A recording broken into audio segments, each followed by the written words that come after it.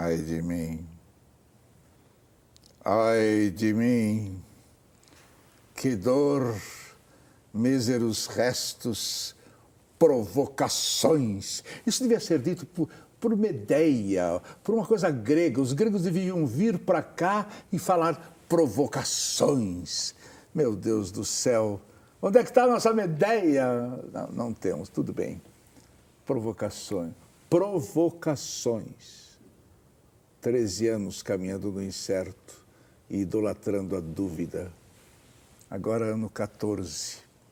Esse programa pode não ser uma janela aberta para o mundo, mas é certamente um periscópio sobre o oceano do social. Provocações. Está aqui conosco um provocador total, professor universitário, negro. Ele disse um dia que não é a favor da política de cotas nas escolas para os negros, mas que é, sim, a favor do fim das cotas de 100% para os brancos nessas mesmas escolas. Professor de desenvolvimento humano e responsabilidade social da Fundação Visconde de Cairu, de Salvador, Bahia. Esse nosso provocador escreveu A Busca de um Caminho para o Brasil, em que defende a inclusão de fato de negros e índios, e recentemente lançou O Homem Lésbico, em que procura colocar homens e mulheres em seu devido lugar feminino ideal. Com vocês, o nosso provocador total. Ele é Hélio Santos. Hélio Santos, qual é hoje a situação dos negros, dos índios e das mulheres na sociedade brasileira? Impressiona, Abujanra, porque você tocou o dedo na ferida. Quer dizer, o Brasil não se ajusta precisamente porque tem uma maioria negra, 52%. Os índios, que são os originais da terra, nós não conseguimos extingui-los. Eram 1.500 etnias, restam as 300. Felizmente, nos últimos 10 anos, a população indígena vem crescendo. Antigamente, as crianças indígenas morriam como moscas. Agora, há uma feminização há uma feminização da pobreza. Eu poderia dizer que uma mulher negra teria uma carga dupla. Como mulher e como negra. Estas seriam, dentro da situação do Brasil, as que estão mais embaixo e as que têm mais dificuldade. A matriz disso tudo, com os negros e os índios, está em mais de 300 anos de escravidão. Dá para vencer isso em menos tempo? Preciso. É necessário isso. Quer dizer, a nossa escravidão foi a mais longa, a escravidão colonial que mais durou foi a nossa, 354 anos. Para cada 10 anos de Brasil, 7 ocorreram sob o signo da escravidão. Agora, como reverter isso? O 14 de maio, Abujanra, o dia seguinte à escravidão, o dia seguinte ao fim da escravidão, é o dia mais longo do Brasil. Você encontra restos desse dia 14 de maio nas esquinas, nas favelas, nas prisões. Não há uma política pública no dia seguinte para aproveitar aqueles talentos que haviam construído o país até então. E então as chamadas políticas de cotas, que são políticas de ação afirmativa, são uma tentativa da gente ajustar isso num tempo que eu coloco 30 anos, porque essas políticas não são para todo sempre. A missão é reduzir as distâncias, que não são distâncias sociais só, são distâncias raciais. Você tem uma frase terrível, hein? Não sei se é terrível.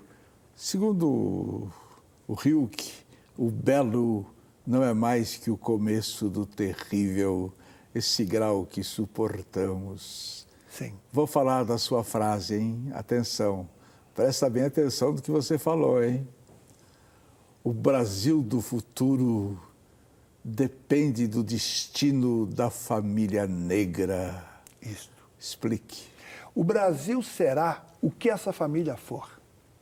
Ou seja, e já é. É um país que produz os melhores jatos de porte médio do mundo, jatos sofisticados. Este mesmo país não consegue treinar as mães pobres para que as crianças não morram de diarreia. Então, o que os sociólogos chamam de assimetria radical. De um lado, muito, alta tecnologia, do outro lado, nada. O Brasil é moderno, mas a Bujanra não tem nada a ver com a modernidade, porque a modernidade pede precisamente um equilíbrio, né? Não, nós temos o moderno, aquele moderno que não traz realmente o que a gente chama de desenvolvimento com sustentabilidade. Eu diria sustentabilidade moral. A gente devia ser moderno e eterno. Sim. Em 2006, você pedia políticas capazes de levar o negro à universidade pública. Já considera isso resolvido? Não, mas avançamos. Nós temos hoje no Brasil, antes mesmo do decreto da presidenta Dilma, 160 universidades que adotam algum tipo de política de cotas. Foi difícil a Bujanra em 1995, quando um grupo que eu coordenei colocou isso na agenda nacional. E foi nesta ocasião que um jornalista muito conhecido me perguntou: o senhor é a favor de cotas? E eu disse que não. O que eu queria, na verdade, era reduzir cotas de 100% que existem na cena nacional abundantemente, sem que ninguém reclame. Então, eu penso que avançou sim a Bujanra. Agora, nós temos que avançar nisso, não é só na universidade, nós temos que pensar no emprego. É aquilo que eu disse antes, nenhum país pode impunemente desperdiçar talentos. O custo de um preso na cadeia é imensamente maior. Estou falando do custo econômico, não estou falando do custo moral. O custo de manter alguém na cadeia é muito maior do que você apoiar o filho de uma lavadeira e torná-lo um engenheiro, por exemplo, um piloto de Boeing, porque ele pode, desde que ele seja aproveitado nesse talento. Acho que os assentos reservados nos metrôs não tem que ter. O pessoal tem que ter consciência e tem que ter, assim, educação, cidadania de ceder o lugar. Mas se não tiver aquele assento reservado, ninguém vai levantar daquele banco para dar o lugar. A mesma coisa com a cota racial. Como o negro não tem vez aqui no nosso país, muitas vezes as coisas têm que ser dessa forma, né? Tem que ser imposta, porque senão, né, o negro realmente não vai ter vez nunca. Não adianta a gente valorizar apenas alguns.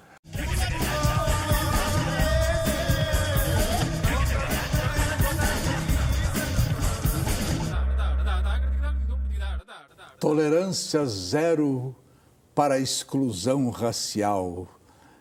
Sabe que na Europa hoje, essa sua ideia não pegaria? Sim, ela vem na contramão da Europa hoje, né?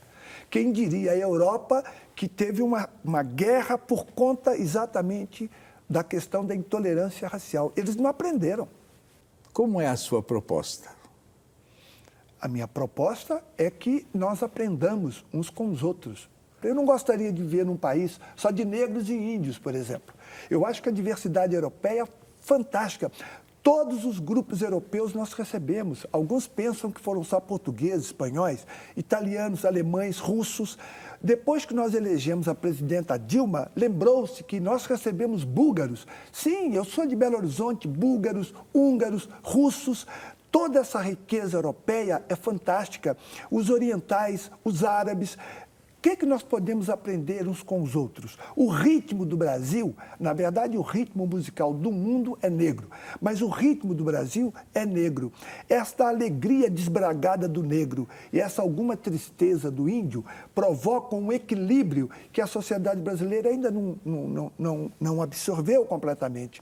Nós todos podemos aprender uns com os outros. Portanto, não adianta a gente valorizar apenas alguns. O Brasil fez uma imigração europeia importante e apoiou com dinheiro, mas não fez isso com os índios, muito menos com os negros. Esse desajuste está aí.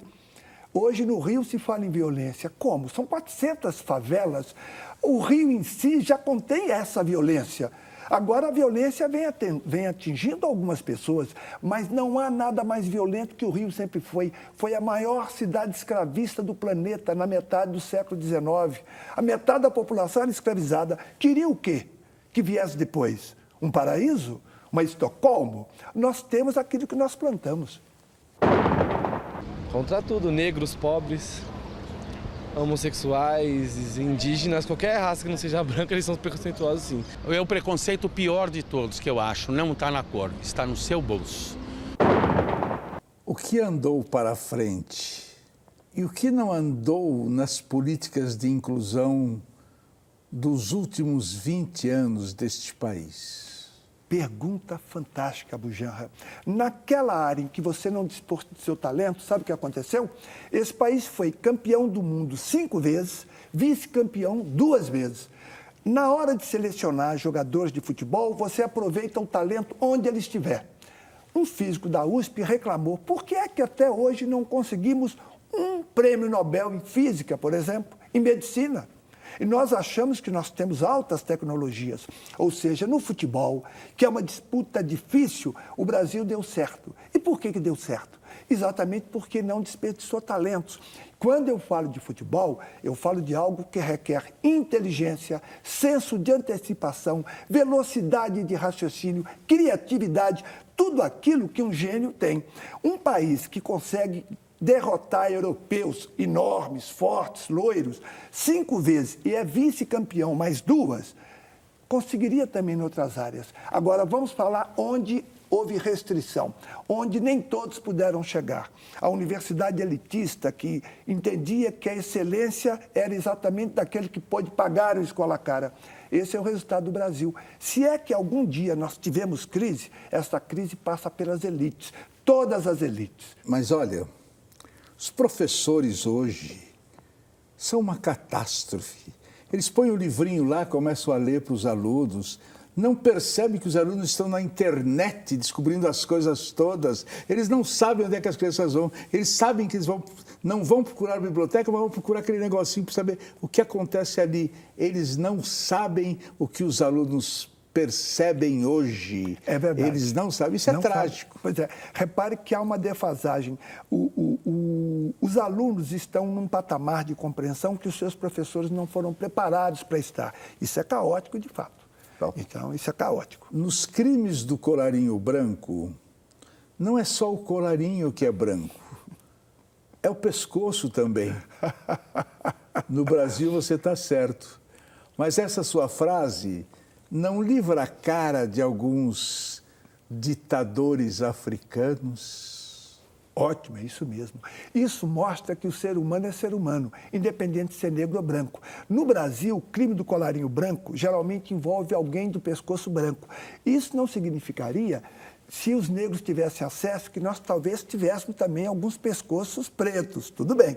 Mas hoje, aqui no Brasil, a realidade é essa. Agora, a África, em larga medida, tem lá os seus ditadores e o crime lá seria o crime do colarinho branco com o pescoço preto. É verdade. Isso é terrível também. 2007, o geógrafo Demétrio Magnoli, da USP, debatendo com você, disse que as cotas de negros nas universidades seriam uma abertura para a guerra civil no futuro. Ele já mudou de opinião? Olha, eu espero que sim, porque 5 anos se passaram e hoje a avaliação que se faz que não há no Brasil nenhuma política pública de maior sucesso do que as cotas raciais. Primeiro, o que é importante para a academia, qual é o desempenho dos chamados cotistas? Praticamente o mesmo dos demais, diferenças mínimas de nota para um professor, o que significa 0,3, 0,4 de diferença, ou seja, essa visão catastrófica, o Magnoli, que é inteligente, não tem mais. Ele deve ter outra, talvez. Não é? Mas a verdade é que as cotas raciais representam uma política de muito sucesso. Até agora, não há crise no que diz respeito ao desempenho das pessoas. Magnoli defendia que o Brasil era o país da miscigenação e que os teus conceitos raciais já eram ultrapassados. Pois é, a miscigenação é uma realidade, mas ela não pode ser um álibi para não se fazer nada. É muito comum ouvir, Bujanra, algumas pessoas falarem: não dá para saber quem é negro no Brasil. O antropólogo francês diria o contrário: é difícil saber quem é branco no Brasil. Quem é negro se identifica logo, ou seja, torna-se um diálogo impossível. A miscigenação é um fato, é uma miscigenação não integradora. Como você disse, 3 séculos e meio de escravidão. O nosso processo de colonização foi diferente do americano. Para lá foram as famílias inglesas, para cá não veio as famílias. Para lá foram todos os milionários maravilhosos. Para cá eles mandaram a merda. Na verdade, para cá vieram os ibéricos. Os ibéricos fizeram isso em toda a América Latina e eles vinham só, não vinham com a mulher. Quais mulheres existiam aqui nas Américas? As indígenas e as mulheres negras escravizadas. Portanto, hoje os estudos de genética mostram que, dentre cada 10 brasileiros que nós identificamos como brancos, só 4 são brancos pela matriz materna e paterna. 6, em algum lugar do passado, terá uma mulher negra ou indígena. Tudo bem, mas o que importa é o fenótipo. O fato de alguém ter sangue misturado não vale. Nos Estados Unidos, você sabe, se você tiver uma gota negra, você é negro. Aqui, se você tiver uma gota de sangue branco, você torna-se branco. Então, são conceitos muito diferentes para nós entendermos.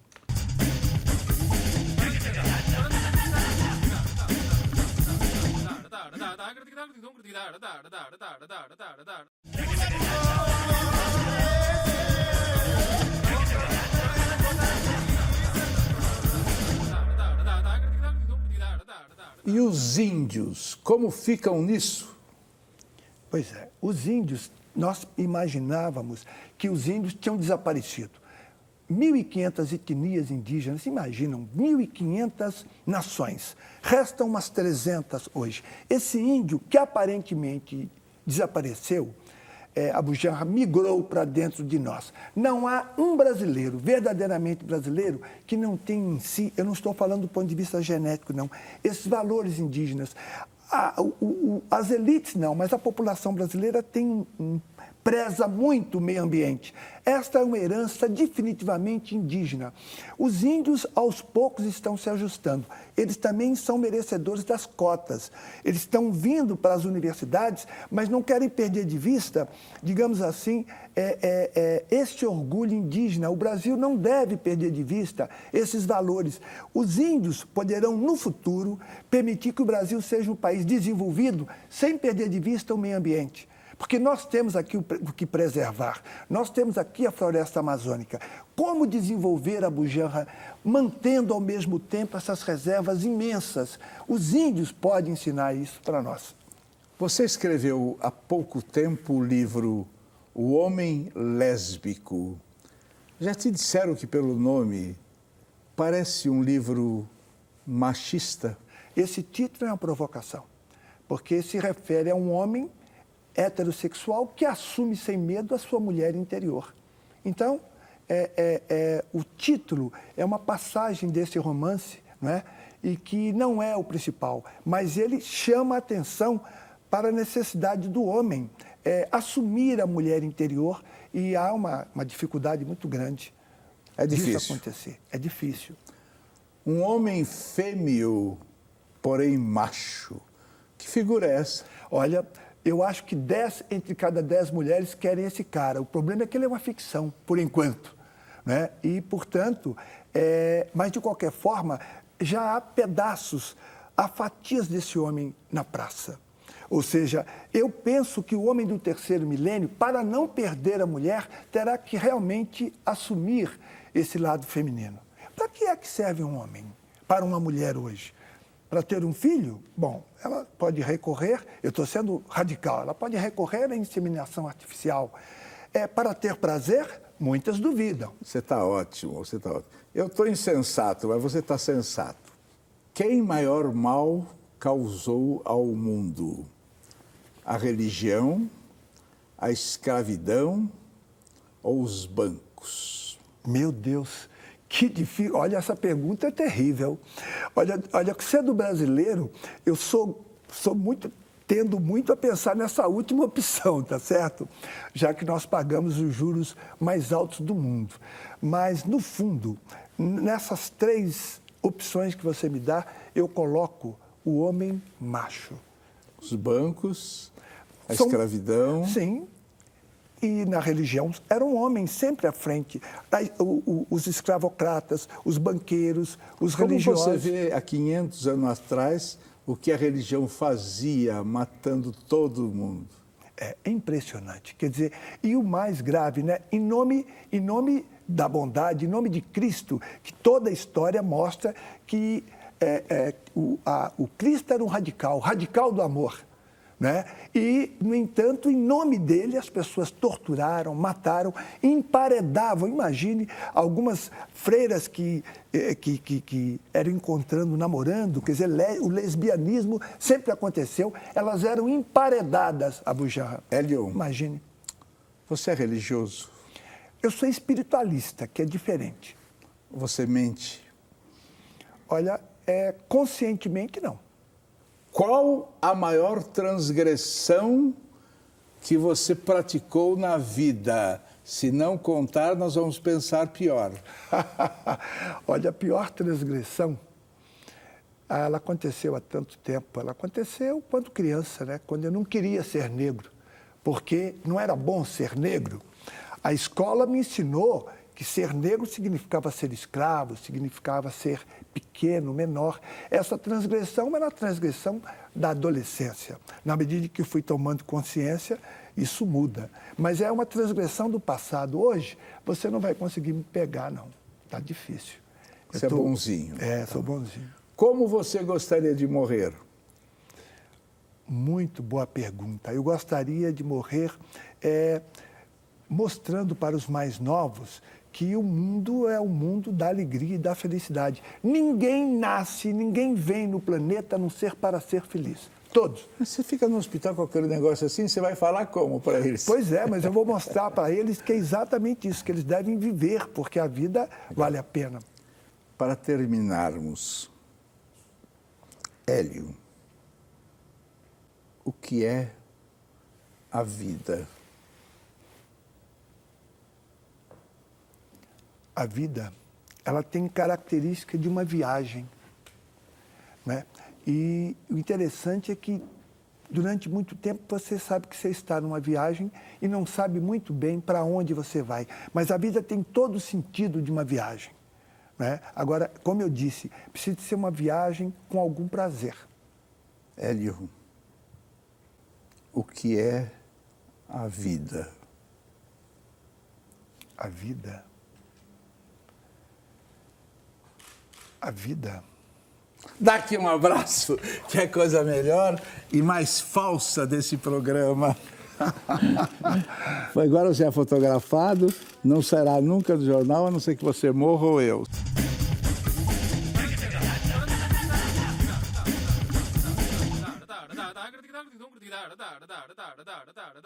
Ouçam o que disse um dia Jomo Kenyatta, primeiro presidente da República Africana do Quênia, quando os missionários chegaram pela primeira vez às nossas terras, eles tinham as Bíblias e nós tínhamos as terras.